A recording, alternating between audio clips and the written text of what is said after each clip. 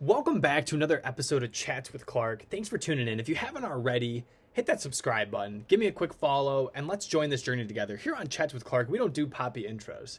So if you're expecting that, I'm sorry to let you down, but we just get right to it. So on August 4th of 2020, I was sitting at a Mexican restaurant having a nice dinner with some friends, and I decided that I was going to go to the bathroom. A very common decision that we make throughout the day. So I go up to the bathroom, and the door is seemingly locked. So naturally, like most people do when the door is locked, you stand and wait because you figure it usually doesn't take someone too long in the restroom. So I waited for about 2 minutes or so, and no one came out.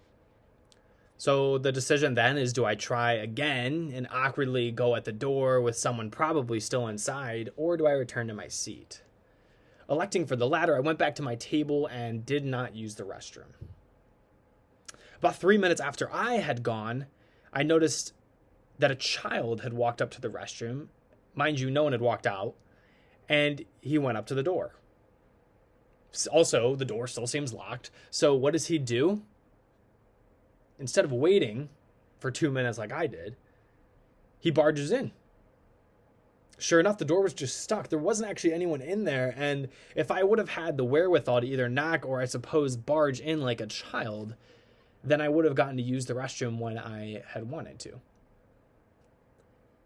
Now, this bathroom story is seemingly so simple, but I sat there fascinated at the idea that little children, this kid was probably 4 or 5, little children are curious. They're very curious. So I have 3 points to make about this bathroom story, and that's going to be our episode.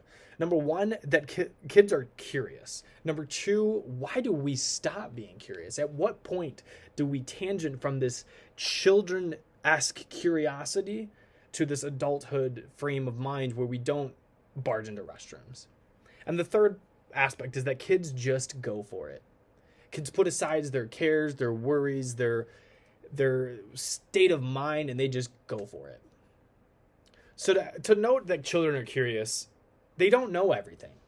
They don't act like it.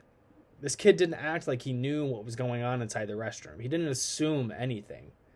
We're all very much aware of the sayings that come with assuming things about people. And for me, I assumed that someone was in the restroom. I didn't knock, I didn't ask, none of these things. And because of it, I lost out. I lost out on trying to do what I was trying to do at that moment. But kids ask the question why. I talked about that in my first podcast.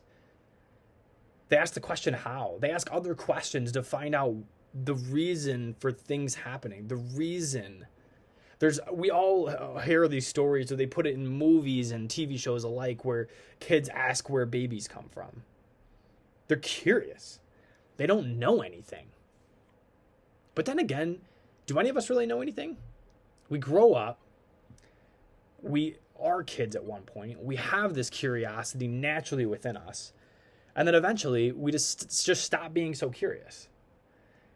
There's this phrase in education world of being a lifelong learner, of being someone who wants to learn all the time, who lives in a way that dedicates their lives to learning and to perpetually growing and growing and growing. And that's the essence of being a child. In the most synonymous ways, kids are innately ongoing learners. They're lifelong learners. So how can we emulate that? Should we emulate that? I would argue that we should. I think that there's a lot of value in emulating this idea of being a lifelong learner, of being curious like a child, of asking questions, of pushing ourselves to the boundaries where we say, you know what? At some point, I'm going to have to not assume anything and just ask. Asking questions that maybe seem apparent. Asking questions that we feel like we should already know. It's funny, I recently turned 21, and like all Americans on our 21st, we were excited to have our first ever beer. And I find out that I know nothing about beer. I don't know a thing about it. And any alcohol, really, but it's interesting because my one buddy, for whatever reason, is pretty informed, and I'll ask him like simple questions to him, but that aren't so simple to me. But I feel like it's better for me to ask the question than to not ask it and act as if somehow I know these things, act as if, to play the front. And it's not the same. It's a little different. But it's that same curiosity that I try and put into my life, and I think we all should. We all should have this curiosity like a child, because that's how we grow. That's how we learn. And the second point is, why does it stop? The answer to me is so simple. I think that we stop strictly because we grow in age. We grow in some knowledge. The second that we have some knowledge, we think that we can apply that to the overarching thing, which is true, but it doesn't mean that we have the overarching truth. So while we may have a segmented part of knowledge about whatever the whole thing is, we're not entirely knowledgeable on the entire entity. Even for people who are masters at something, they would probably argue to you that they don't know everything. You know, there's so many quotes that we hear about people. I'm sure Einstein has one. I'm using him as an example, that the more we learn, the less we realize that we know. And so why is that then a part of it? At what point do we recognize that there's actually so much for us to learn all the time? It's really wild to think about. It's really, really wild to think about. The more questions we ask, the more that we know, the more we also realize the less we actually know, the little bit that we do know. That has to be what it's like for a child subliminally. Children probably aren't sitting there and thinking, wow, the more I learn, the more I realize I don't know anything. No, they just learn it and go on.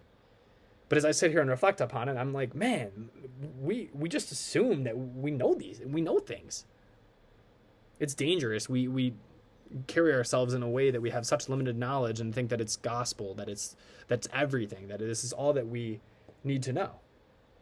But if we push ourselves to be lifelong learners, then we push ourselves to perpetually be better. Isn't that a great goal? Isn't that a great thing to include in our lives? Isn't that a great aspect about us? The third aspect to me is that kids just go for it. This little kid who needed to use the restroom decided that he did not care if someone was in there, that if the door was locked, that maybe the door wasn't locked. None of it mattered, because to him, he was going to find out. He valued clarity over caution.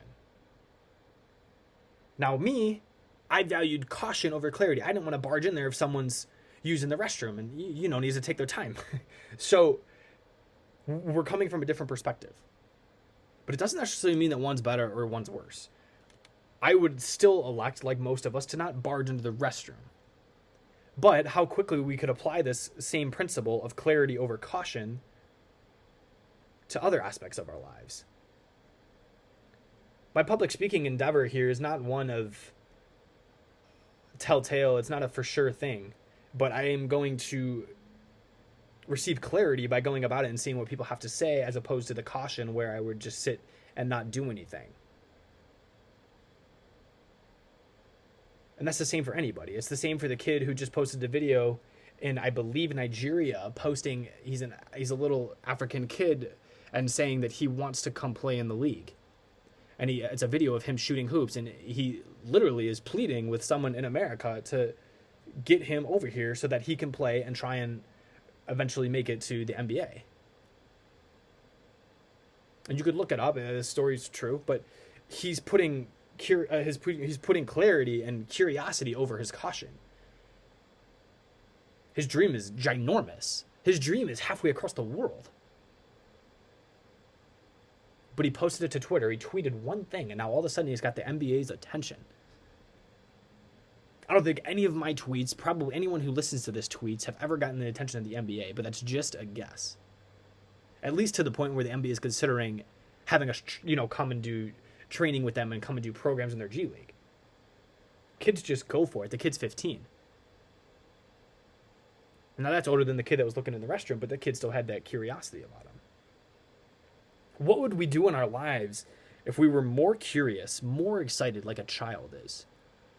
If we sometimes valued clarity over caution, if we sometimes put caution to the wind, as the saying goes, but not in a reckless way, in a way that we are going to find out whether or not this is part of our path.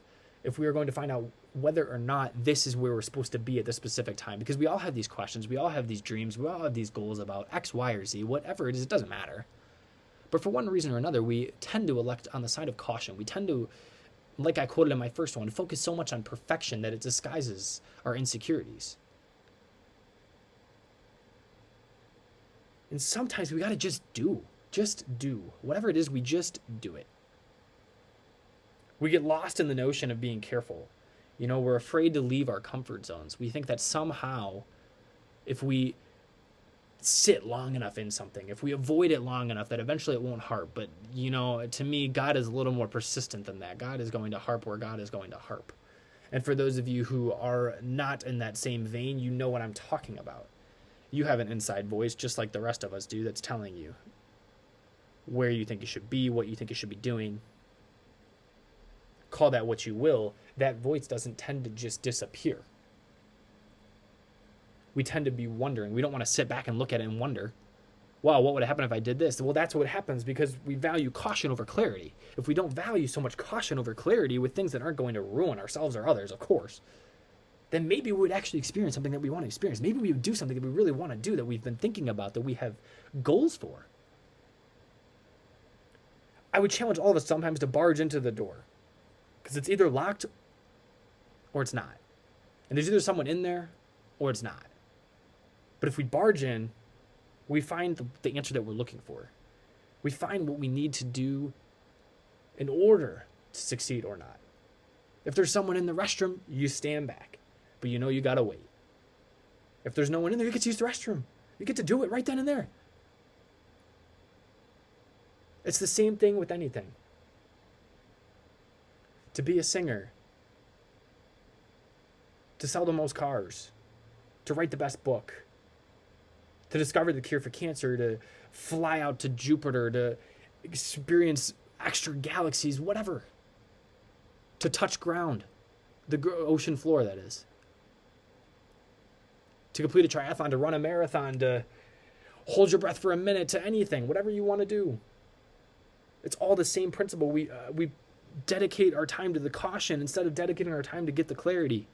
And sometimes we need to just do the actions like a child does, to have the curiosity, to have almost the confidence. In children's case, of course, everyone's going to tell me it's not being naive, but sometimes as an adult, maybe it's just the confidence to say, you know what, if I go for this thing, if I work towards the clarity, then maybe I can do whatever that is on my mind, that's on my heart.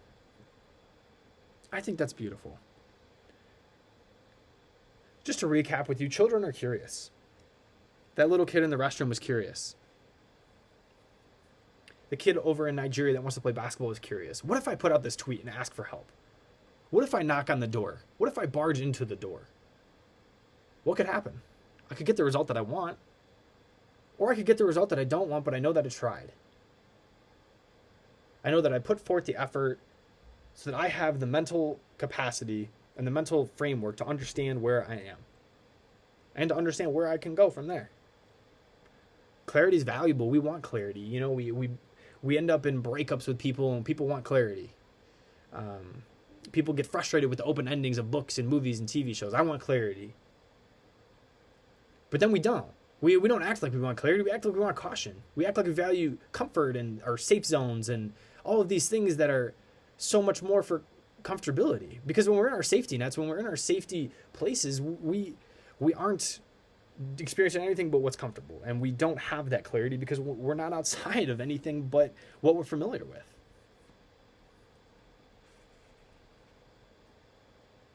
Why does it stop? It stops because we gain a little bit of knowledge. We let it get to our heads a little bit. Not in a cocky way, but it truly does. We fill our heads. We fill our heads with knowledge. And that's when we start to value caution. And that's when we start to gain perspectives. And that's when you have to weigh out options because we think that way. We think more complexly.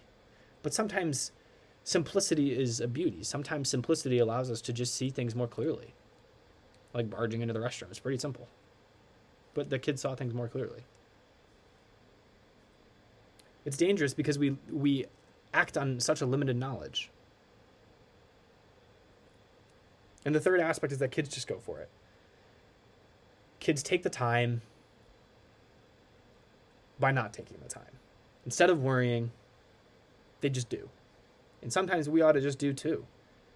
Maybe we should be like a kid. Treat life with excitement. That underdog mentality that I'm going to barge in here and I'm going to deal with it from there. That, you know what, I'm going to put myself out there, stick out my neck, and maybe someone's going to run it over. I'm going to take the first step. I'm going to take the first 2 steps. that underdog mentality towards life, that excitement. Kids just go for it.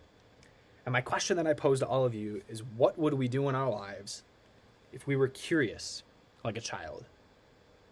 What would we do in our lives if we were curious like a child? What would we do if we treated life with the same excitement that a child treats life with? Thank you for tuning in. This has been another episode of Chats with Clark. I appreciate you. If you haven't yet, please hit the subscribe button. We'll be posting content every single Wednesday. And by we, I mean me, but every Friday, or every other Friday, more realistically, I will be completing an interview with someone. So stay tuned this Friday, February 5th, for a quick interview with my buddy Henry Fit. He's TikTok famous for his very much so impassioned videos about working out. And if you're more than up for it, and I really hope that you are, please leave a review too. So hit that subscribe button. Head to my social media. It's at Clark12Joe. I'm on YouTube and TikTok, Instagram, Twitter, all of it. Clark12Joe. And I can't wait to hear your feedback. Shoot me an email, anything you want to do. I'd love to get in touch with all of you and hear your thoughts. Thanks for listening. This has been a Chats with Clark. Signing off. This is your host, Joe Clark.